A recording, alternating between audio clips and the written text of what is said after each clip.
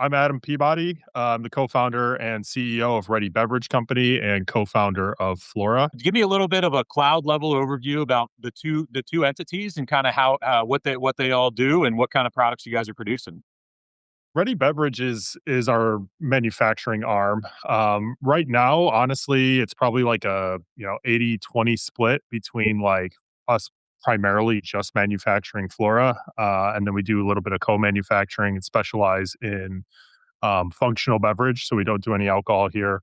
Um, And we don't really do any regular NA products. We do a little bit of like functional mushroom stuff, and like adaptogen stuff. But really primarily we've built like our whole facility around just doing THC and cannabinoid beverages. So like we have, in-house high pressure homogenization. We have pasteurization obviously for NA Bev. We have pasteurization tunnels. Um, we have HPLC testing in house, so we can test the potency of things in the tank before we go to run. But that's kind of the ready beverage side of things, and then Flora is the brand that kind of that we built out the facility for originally. And that's non-alcoholic THC infused spirits and cocktails. 10 milligram spirit is our kind of flagship product. And then we also have a line, you can actually see pretty much everything back here. We have a line of 5 milligram cocktails and 10 milligram cocktails. And then we also do 10 milligram shots, which is just kind of like a trial version of the spirit. Um, so yeah, that's kind of the Uh, breakdown of both of those. So like my partner and I, we come from Bev Alc backgrounds as well on the retailer side of things. So we were both previously just we were beverage directors mhm. for a group of cocktail bars. My partner ran a group of cocktail bars. I was in the hotel business, um, and I think like part of our challenge in the hemp THC space is really like how we identify the products. And like for us, we've always looked at ourselves as an adult beverage company. And like we've done everything to kind of fall in line with like the alcohol system, as opposed to, like what, cannabis regulations are out there. Um, and like I remember even in, so we've been around for a long time. We started out in 2019 with our first CBD product. And then, we kind of followed the natural path of progression that like any early player did, where we went like CBD in 2019. We launched Delta 8, I believe, in 2020. And then, we moved over to Delta 9, I think, in 22. So I everything. bought some of your stuff during COVID when I started getting Did you sober. really? I got started. Yeah, I'm 3 years now, but I had a bunch of stops and starts, and so I had purchased your products as well as a couple other ones as I was trying to get out of obviously working in the industry and trying to find my replacements. That's super cool to hear. Yeah, I mean, it's crazy, like, people who have, like, seen the brand from, like, day one, where it's like, I mean, I was actually going through my camera roll the other day, like, looking for old photos and stuff, and just, like, cleaning things up, and, like, it's just wild because, like, my partner and I, we were bartenders. Like, we eventually, like, all moved into, like, beverage director positions and management and all that stuff in the hospitality space, but at the end of the day, we didn't know shit about like launching a CPG product or like branding and marketing. Like I did all of our original design. I did like everything, like from like the print and the marketing and all that stuff. My partner did like all of our formulations. Luckily, we were more on like the nerdy side of creating cocktails, so we had like some knowledge of like acidifiers and preservatives and like things that we could use that like translated over to the manufacturing space.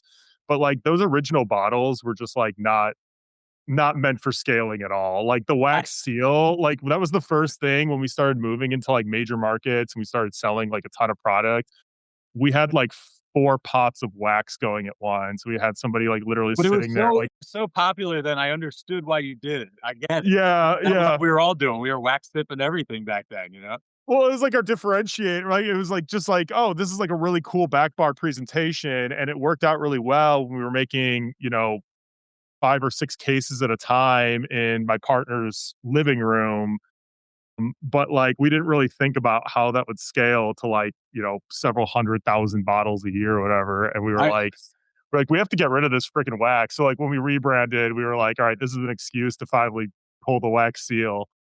I can. I actually. I gotta find the old photos. I remember I was working with a cidery client once, and we started a wax dipping with some of our limited release bourbon barrel aged beers, and it was just the funniest thing. We took photos behind the scenes. Like we literally pulled a crock pot from the administrative assistant's house and cooked all the wax, and we're literally stuffing the Point. chili out before we did it. But it was Yeah, it got to a point too where it's like just like there's no level of consistency there either. So like because we were getting so busy and we were selling so much of it, like we had to have, like I said, like three or four pots and like three or four people doing it. And then some of them would have wax running down to like all the way on like the base of the bottle. And like some of them were like stringy and like I'm like, do we have to get rid of this freaking wax? My come to Jesus moment on that was so for my hospitality background. I was really close with our Beam Suntory rep. And like we were at lunch one day, it was after I already left the hospitality space, and I was talking about this wax seal, and she's like, oh my God. She's like, they've been trying to get rid of it at Maker's Mark for like, forever. Um, and like they just like people love it. Like they can't get rid of it. Um, and and I was like, "Well, if they can't figure out a way to get rid of this and transition away from it, like we're completely screwed." And they're like, "It's still hand dipped every single one to this day." Maybe it's actually my southern rep. I don't even know if Maker's Mark is beef Satori, but um, yeah, it was hilarious. what so for you guys going through. I'll tail end it with kind of more modern stuff, but let's go back to like I enjoy with everybody in these founder spaces. Let's go back to like 18, 19 years old. What's Adam doing? And where are you geographically at that point? So I'm born and raised in Chicago. I've always been here in Chicago. When I graduated, obviously, I pursued um I pursued an education in business administration. I didn't finish in college. So I do have an associate's in business administration. But I honestly just kind of like fluttered around in odd jobs. And I would say like in when I was maybe 22, 21, 22, that's when I actually started working in hospitality. And I started out just like working the door at a bar, checking IDs.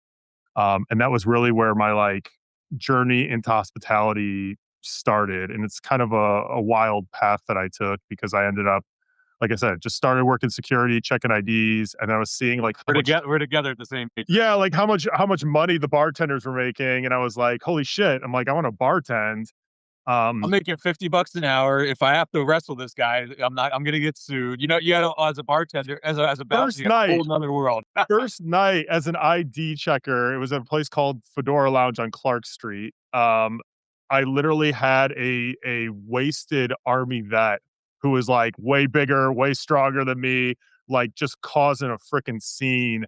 And like he was like throwing shit, and like we had like literally my first night, we had to like wrestle this guy out of here. He was like throwing me around, like, and I'm like, holy shit! I'm like this.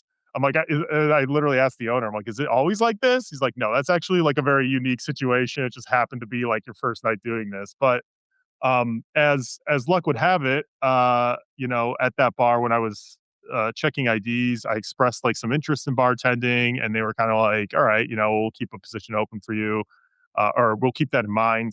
But like the Chicago hospitality industry, it's actually, especially at like the places, like this is a very busy kind of industry clubby place, and like it's actually like somewhat limited to like male bartenders. Like I feel like there's like a generally That's like very true about desire to express Chicago. It like, is. Yeah, it's abnormal in Chicago. You're right. yeah, there's a lot of like it's very it's hard to explain. So, but like there is like a tendency for like these like hot places to hire like attractive young female bartenders, right? And like here I am, just the ID checker security guy at the door.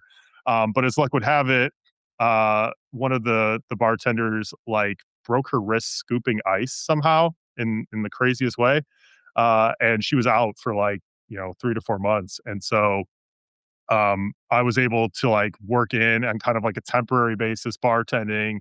And that was where I really kind of like fell in love with making drinks. And then, kind of just really dove in on like my personal time and a personal level. And this, by the way, was not like a mixology place. This is like just like, vodka soda, beer in a shot type place. But I just really like wanted to be great at making cocktails. And so like I learned everything I could about it. The money was good. So I think that like, you know, made me pursue it a little bit more. And I just like kept learning and learning and learning on my free time. I read, Curious Bartender, Liquid Intelligence, like all these, super crazy cocktail books. And eventually like started doing, from there I moved into a program that had like a little bit more elevation. It was mostly beer. So like I also pursued like beer Cicerone certification. And so I started running the beer program at this bar, and then I moved into hotels, bartending, and doing like some of the cocktail lists. And then eventually I moved on to beverage director, kind of doing their program. And that was like the high end program that I had always kind of like wanted to run. Um, and so like that was where I really got to nerd out and was like the big outlet for like creating fancy, cool cocktails with, unique ingredients and like fat washing and like just doing a lot of like really interesting. I don't want to say innovative because I feel like everyone, in that space, um, like it's a really good creative outlet, right? Like I don't think it's like necessarily innovative to be fat washing things that 20 20 like 2018. But it's where you got to make like really cool different drinks. And like that was something that I always really enjoyed. And so when we saw an opportunity to like make a CPG product, I think it was just like another challenge for us. And another beverage for us to learn. My partner's the same way. He's very into like just making really cool, interesting drinks. I grew up a little split life of between like outside of Philadelphia and then down in West Virginia when I was growing up, and then and same thing throughout my life. I've kind of bounced back and forth, but I spent a week, 2 weeks actually, down in Chicago at the Siebel Institute to get my master's of beer style course back when Siebel was down in the Mhm. basement across from Goose Island, Yeah, and when I was down there, we did a lot of R&D like out in the area, and at the same time, when I was there, I was doing recruiting for breweries and bringing them over to Pennsylvania and setting up their distribution. Similar thing I'm doing today, but this is back probably 10 years ago, maybe more. My point of what I'm trying to say is I loved the Chicago hospitality scene because it was like it reminded me of Philadelphia in the sense that everybody's real blue collar and real rough, and I love that because that's my mhm, personality. But for sure. also elevated, and I like that word elevated is overused now, so I don't know why. It just society just put that in my head just now, so I'm going to blame them. But you could go and get a refined drink and stuff like that at a place like you're talking about, but you also can have just a vulgar conversation with the person next to you while you're drinking For a sure. $25 martini. And I just loved the duality of like of that in Chicago. So it couldn't be more true exactly how you described it. Yeah, man, I gotta tell you, I fucking love this city. Like Chicago, it's to me, I mean, it's not so great right now when it's 10 degrees outside, and last week when it was minus 38. But we kind of like live for the summer here, and like the I've traveled so many places, and like everywhere I go, it's always like, I could probably live here for a year. I could probably live here for 2 years or whatever. I could probably live anywhere for a year, but Chicago really does have like a unique mix of like it's a big city, but it's still a Midwest city. So like people are still like pretty friendly. And like everyone's willing to kind of shoot the shit with you. It's got like that big city New York feel, but like it's a little bit smaller. It's got like world-class dining, world-class beverage programs. Um, a great food city because we're locked, that's all we can do for, 3 or 4 months out of the year. So, there's a lot of focus on the food over here, but I always joke with a friend of mine that and she disagrees, but I always joke with a friend of mine that Chicago is like a top 5 city in the world. Um, and I always say top 2 in the United States. I always put it second to New York. I'll give New York the props in terms of like food city. But I love it here, and like honestly, I can't really envision myself living long term anywhere else. when I was there, it was the beginning of February, so I know the feeling you're feeling right now, and I just The remember worst the time of night year. exactly. I think it was like it was maybe Manhattan Avenue or one of the places where the hotel was, and it was the wind tunnel as going up, getting out of the cab and walking up, the wind and the cold. I It's even probably got a lot of credit. Michigan Avenue, big main Yeah, yeah, street. exactly what it was. Yeah. It was the wind tunnel of that road when I got out every time. Yeah, you get the wind off the lake over there. So the hotel that, my business partner and I actually met at was the London House, which is right on the corner of Wacker and Michigan. So it's like a really elevated kind of rooftop experience. It's like got probably the best view in the city. It was the number one rated hotel on TripAdvisor forever when we were there.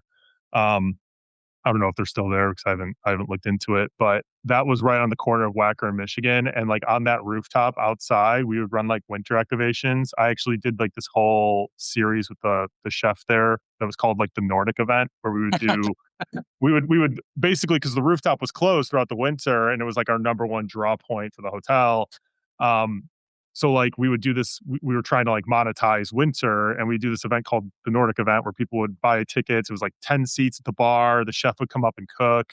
I would do like a custom beverage pairing for like each dish they put out. And like everyone would get like a fur coat and like a furry hat. And we did like some ice sculptures and stuff. It was like a pretty cool experience, but being on that roof in like January, February, like you really just get like unabated wind coming off the lake, and it was like blistering cold. We would have to like go in the back and like heat up, and we would like take shifts like warming up in the back room. Yeah. So what when you're going through and you're director of food and beverage and you and your partner and stuff like that, paint the picture, the emotions, like what's going on and what age are you in Chicago when you guys start, let's call it conspiring while you're working together as what becomes the brands that you have today. Yeah, so Danny and I, my partner, we met at London House. We were working behind the bar. Again, we were both like just super big beverage nerds, you know, like we would have like when we were slow, we would have like cocktail contests to like, and we would give like random ingredients like mushrooms and like just like crazy stuff. He always won, by the way. He's a much better mixologist than I am. But so we would always have these cocktail contests, and I think like we gelled really well because of that, like, you know, just commonality with like being just super crazy beverage nerds. And we were always like trying to think of like ways that we could go into business together, you know, in the cocktail space. So initially back in 2019, when we started the company, it was like January of 2019.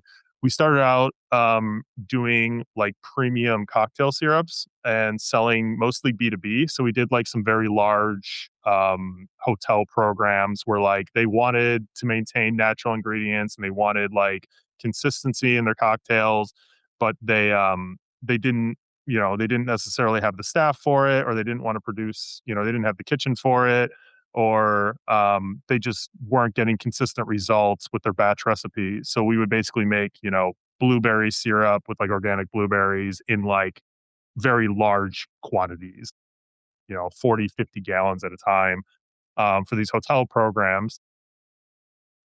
So that was like ultimately what we started out doing in, you know, January of 2019. And like, you know, we obviously ran that business, but it wasn't very scalable, and it was like very messy because we were literally just making sugar syrup. So like I would go over to Danny's apartment sometimes, and like he would have, you know, you think of everything as just being like nice and clean, and like you build it in a batch and it goes in a bag. It was like a bag and box format, and it goes in a bag and like everything's good.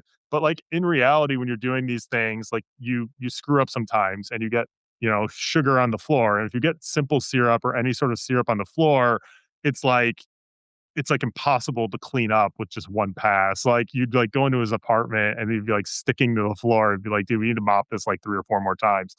And we were like, you know, the syrup thing is nice, but like I don't know if we want to like just be making cocktail 50 gallons of cocktail syrup long term. So that was when we started like looking for maybe other things. And as luck would have it, two things unfolded. One, we brought in we were introduced to like Seedlip at London House. Yep. So at our bar program, we saw they brought in Seedlip. We were very close with Diageo.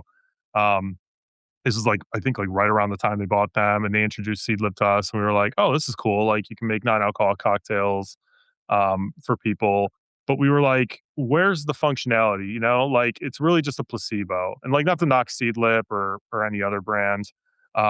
There's obviously a place for those things in the world, but what we saw in 2019 is we were like, well, more people are drinking mocktails. Like we can see that very clearly from behind the bar.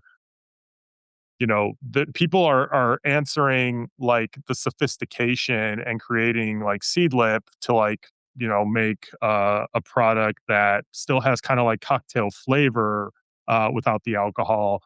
But like nobody has really addressed like the functionality or the buzz. And that was something that we spotted right on is we were like right away we were like, well, this product doesn't really have an effect, it's just a placebo. And the next thing that happened was through our syrup business, we were contracted to do a THC infused simple syrup. And like this is late 2019, like nobody knows really about hemp derived stuff except for this one person who contracted us to do this simple syrup. And so we were like, "How are you doing this?" And that's when they explained to us the 2018 Farm Bill and all the legalities behind that. And we were like, "Holy shit! This is like exactly what we were looking for. This is like the perfect thing." So we got started. Um, we got started formulating. At first, we started with CBD because we weren't sure about the THC stuff.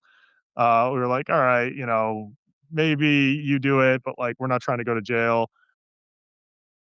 And so we started with the CBD stuff and we were like, this is like a cool functional ingredient that we can add. And then ultimately, story, basically we progressed into THC, maybe about a year later after we saw kind of like, this person was doing it and like nothing was happening and like what they were saying was true.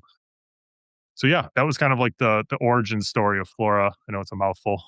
No, no, that's perfect, and I love it. How many states are you guys currently in? And I mean that in a wholesale, direct kind of way, not DTC shipping or anything like that.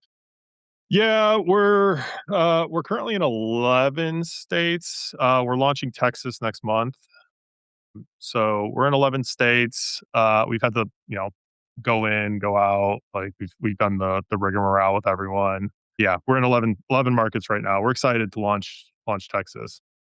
Are you so are you guys when you guys go through these things, like what are some of your without giving away your secret sauce, like because you guys have been doing this, and if you're in 11 states, you've seen 11 different cultures, 11 different societies, 11 different markets. What are some of the ways from an agility standpoint? I want to give context to this. Is I interview hundreds of founders on this show, and the other one we have the Leaders Arena, Mhm. and I think a lot of times brands, you coming from the retail side of things, you have that good inspiration or not inspirational experience that you had where you understood what's on the reverse side. You understood how consumers digest your product. And I don't mean literally, I mean conceptually, visually, Yeah. all the sensory gastronomy that goes, neurogastronomy that goes along with it. How did you guys, you know, go to market differently than maybe some other brands do because of the fact that you guys have the back end knowledge going into it, as opposed to just a couple guys that, some other stories we've heard. Yeah, I mean, I think for us, it's always been about um, translating like the bar experience into a packaged product. So like we to be perfectly transparent, I mean like we don't have marketing backgrounds, we don't have like CPG branding backgrounds. Now we have like, some agencies and people who help us with that stuff, but at our very core, we were just bartenders, right? Like Mhm. we wanted to make like a cocktail experience in a non-alcoholic product. Excuse me.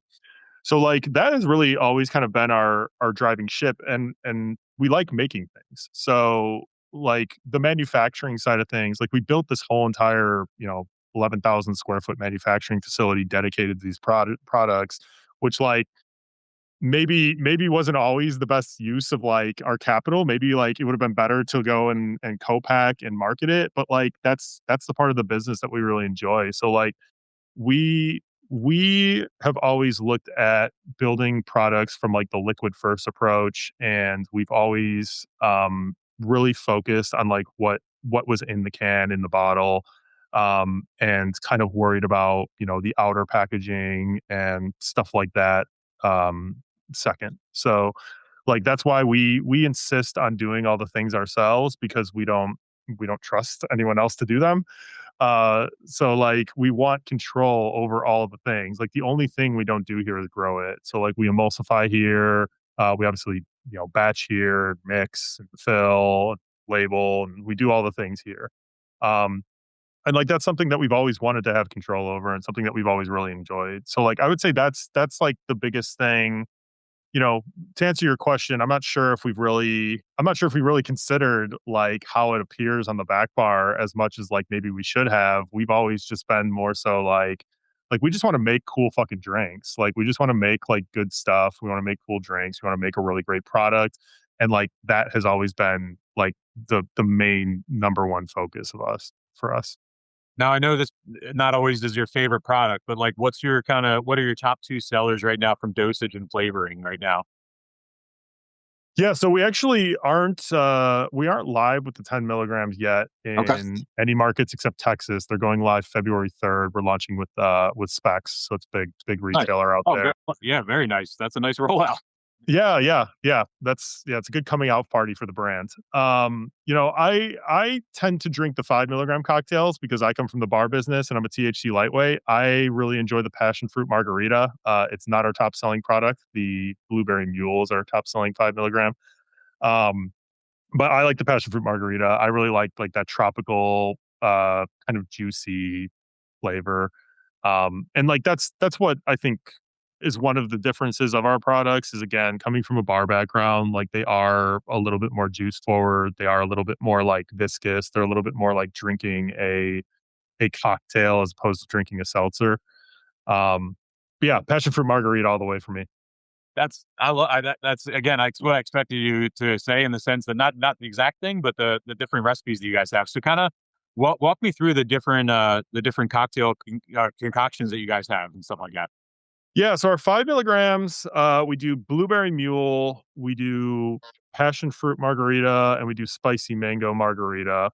Um, little teaser for the 10 milligrams, even though they're not live yet. We did pineapple guava. They're all highballs. We did pineapple guava highball. We did blackberry lemon highball, and then we did grapefruit ginger highball. And we did that very intentionally. Like most brands, like they take just like their fives, and then they replicate the same flavors in like a 10 and a 2.5. But again, like we like making drinks, so like we wanted to do something different. And again, even though it's not maybe the best thing from a business perspective, like we don't really care. Like we want to make different shit. So we really like, it's double the storage space, and it's, basically double everything. But, we wanted to formulate something new because it's like what drives us and what keeps us interested in the business. So like we went with three different flavors for our 10 milligrams. Not even being biased, like they're all fantastic drinks. Danny made them, and they're outrageous. They're so good. Um, so like, yeah, I could drink like any of the honestly, the 10 milligram flavors are all like fucking awesome. Like, people haven't had a chance to try them yet, but the 10 milligram flavors, like I could drink if I could handle a 10 milligram dosage, like those would probably be like one, two, and three, and then like passion fruit margarita four, blueberry mule five, and spicy six. The fact that you're very humble in the way you say this, but I want to give you credit as somebody that's been in this industry, the adult beverage industry, for 20 years. You did do something different because everybody else wanted to come out with seltzers, and everybody else wanted to chase the RTD trend in the seltzer realm, and you didn't. You did something unique, and I go back to one of the first episodes a couple years ago was Rebecca Stin from Blind Tiger Mocktails, and Mhm. she's not in the hemp space, but she's in the mocktail space, and she was doing that, before COVID, I think, and stuff like that. And the day's coming from the business standpoint where your rewards will be reaped for what you guys are doing. At the moment, everybody's chasing seltzers and all the other stuff, but I have a feeling what's going to happen is the more normalization that we bring to this, the more people will see us as interchangeable. So one of the things from an education standpoint we're doing with our campaign in Pennsylvania for the law passing this year is going for comparisons and showing people, 5 milligrams like a pilsner, 10 milligrams is an IPA ish. You know what I mean? You get to 20s and 50s, you're getting to the shot and the bourbon kind of thing. And I Yep. think that the more we normalize the universalness of it, I also respect, and I got to say this is because I'm a big advocate of the entire industry, but I'm also a realist and understanding that the beverage is not the same as the edibles and the flower. Mhm, And the beverage is not the same consumer either. It's not a mhm. dispensary product.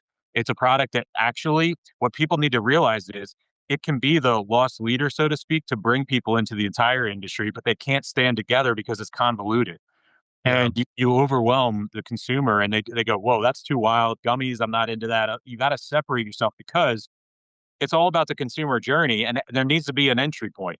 And the Discovery point. Yep. entry point is beverage. I agree, 100%, and, like, now we're getting into, like, controversial territory. I I actually don't care because I'm very public about my feeling exactly like you Me is too. Yeah, me people on too. I don't care, but, I mean, I'm sure we'll yeah, piss off a lot of people by saying it, but, messages, don't worry. like, this kinda goes back to, like, the top of the call. We've always aligned ourselves with adult beverage. Like, we do believe that there's honestly more commonality between hemp beverage and alcohol than there is between hemp beverage and, like, cannabis. The drinkable element is such a differentiator. Like, you're never gonna get cannabis smoked in a bar or restaurant. Like, you're never gonna get that. It's not a thing. So, like, my when I talk to dispensary folks from the regulated space, Illinois is a recreational market. We know a lot of them. I always kind of say like beverage to your point is like the best point of discovery you can possibly have. And like I use my 65-year-old father as an example. Like this man lived through the 60s and 70s, never touched any THC product his whole entire life, or at least that's what he's told us.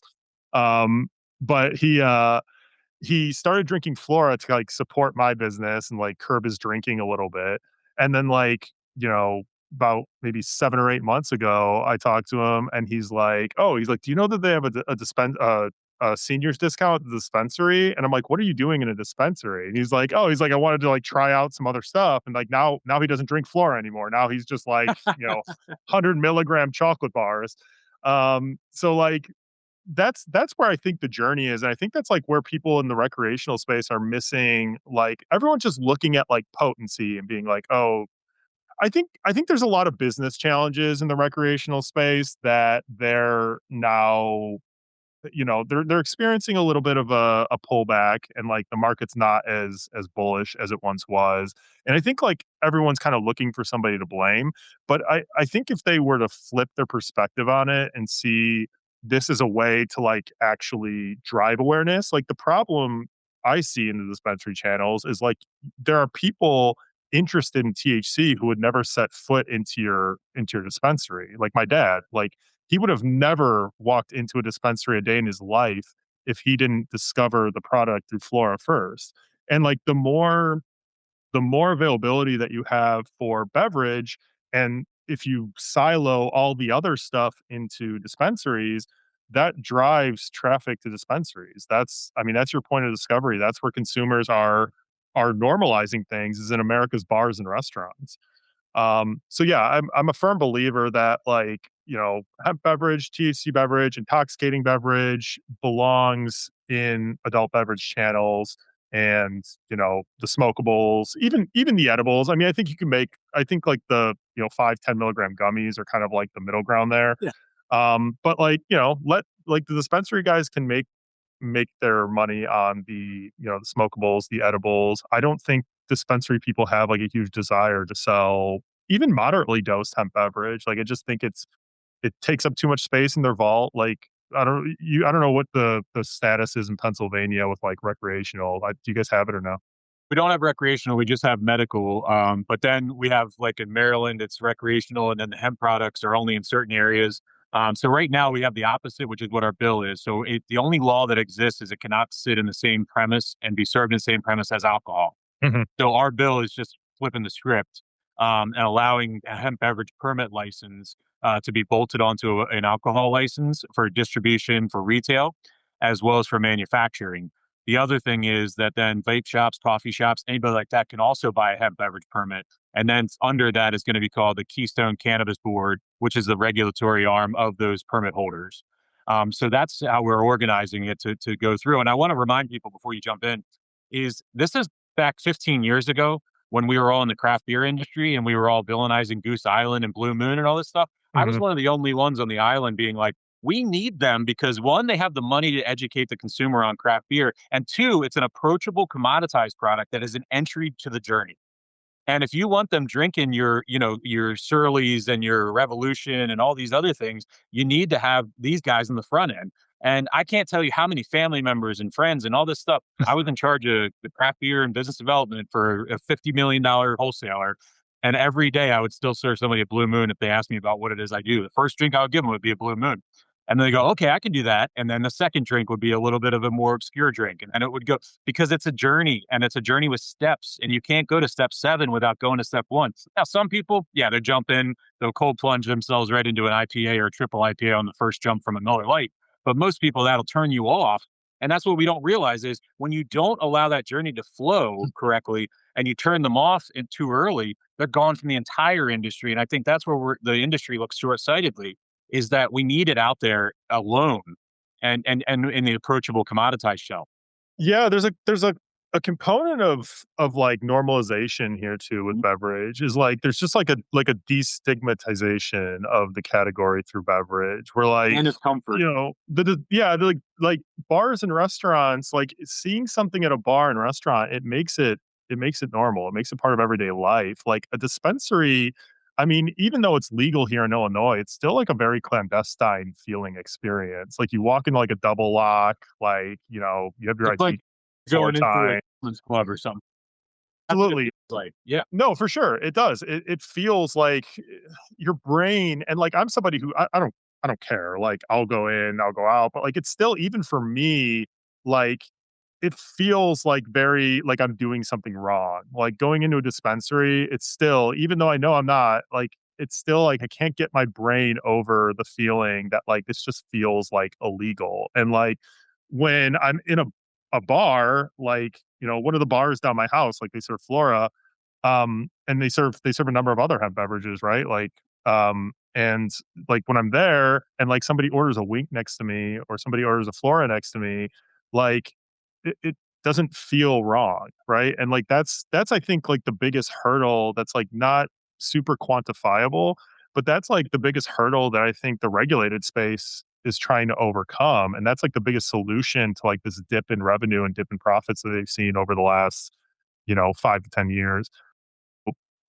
I think that there is, and I think all my conversations with most of my conversations, 95% of my conversations with people in the regulated space are kind of, pragmatic, like, back and forth conversations where they express their views and I express my views. And like I always kind of like come to some sort of Yeah. like middle ground. So I mean, I don't really look at anyone I don't really look at anyone as an enemy. I look at people as like needing to be informed about why this is, And that's the piece why is this is the best exactly for everyone. that's exactly it. And that's what it's my opinion and it's based on experience, but also it's like I ask one simple question when I face opposition sometimes and it's like if all you sell in is in dispensaries, then all you are consumed at is at home. And Yep. when you and I paused and people will be like, well, what do you mean? And I'm like, you create a social product, but you're creating an isolationist experience. And until you realize and release the reins of that control and allow your product to live in public, it will never be socially normalized and accepted at scale. Yeah, there's like an awareness element to all that, right? Like, I mean, even though, like the person drinking, a Flora or a Wink or nowadays or whatever it might be, like the person drinking that product at a bar, even they're not actively selling the product to their friends. Like if they're in a group of 5 or 6 people, like they're not sitting there. I mean, sometimes they are. I actually overheard somebody being like, "Oh, you should really try one of these. They're THC beverages. Like, you should have one." So, like, it does happen here and there. But like, even just like that presence of having it in their can and like prompting people to be like, "What is that?" It just drives awareness. Like, and I think awareness is really like is really kind of like the cornerstone of like, in any category, any industry, right? Like it's just like it's free awareness.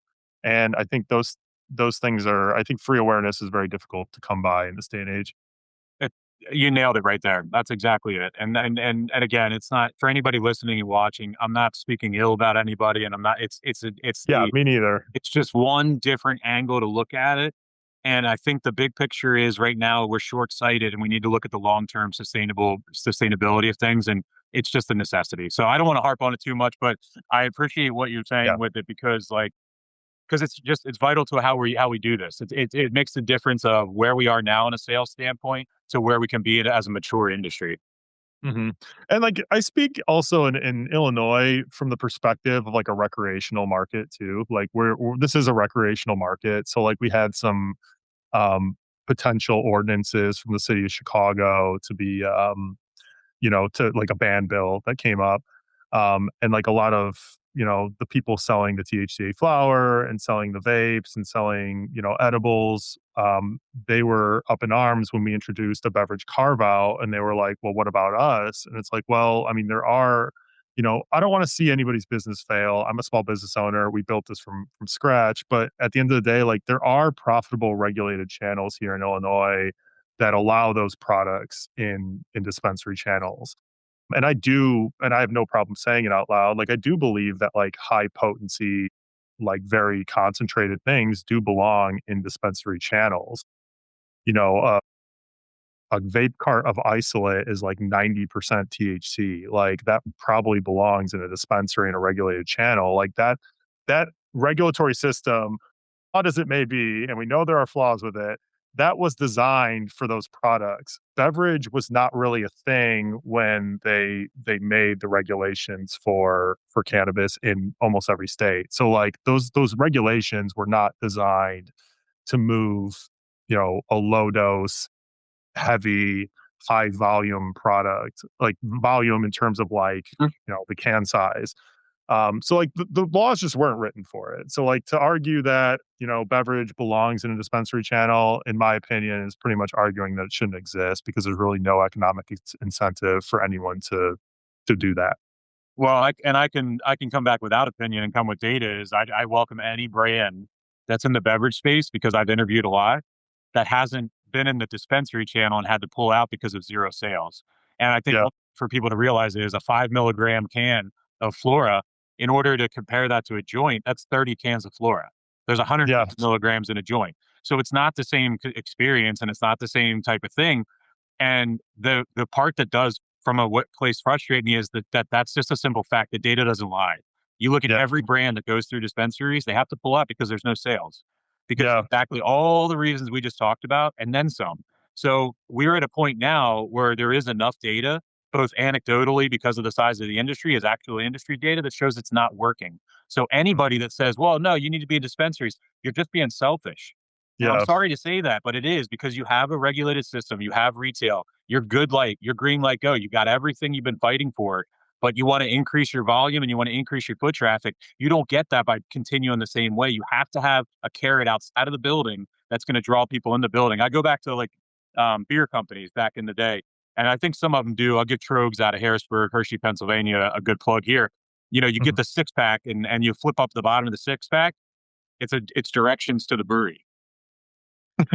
And that's what I tell people too is like that's the way to do it is use your package, let it go outside the building, but let it draw people into the building if they want to take that next step and that next initiative to experience your brand in person.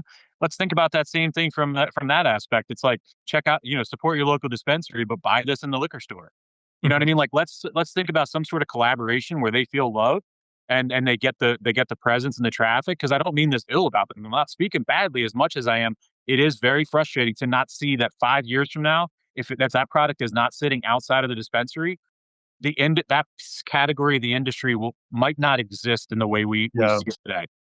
Yeah, and I mean, honestly, like I can speak about it transparently and pretty frankly because like it's I believe that ultimately like having beverage in adult beverage channels is what's best for dispensaries. So like, I don't really feel bad saying that or feel like I'm like, losing sight of anyone's interest. Like I genuinely believe in my heart that like that is the best outcome for us, and that is the best outcome for them. So Yeah.